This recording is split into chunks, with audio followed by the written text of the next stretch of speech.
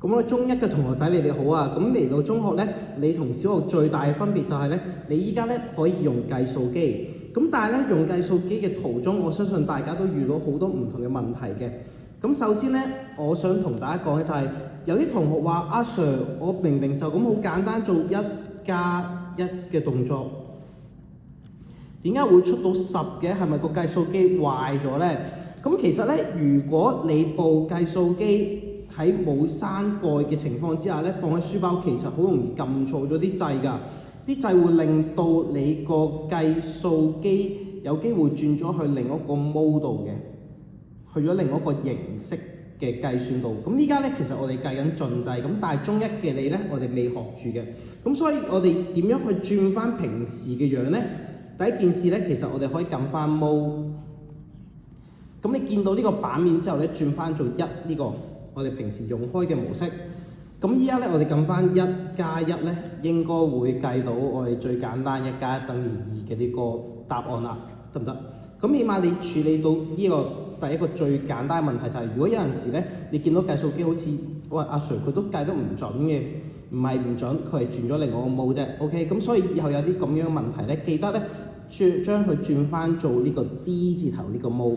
再撳多次啦 ，mode 1，咁就會完成咗呢個樣。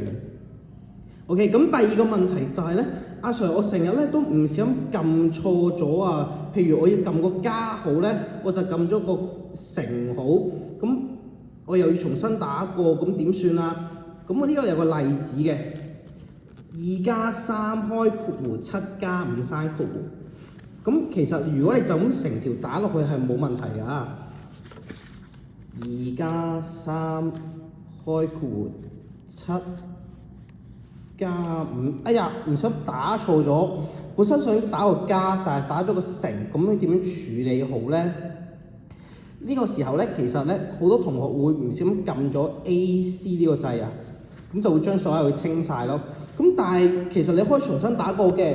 咁萬一個題目嘅數目其實要計好長嘅時候，咁我重新打過好嘥時間㗎。咁有啲咩方法可以幫你咧？咁我照樣打翻啱啱錯嗰個樣先。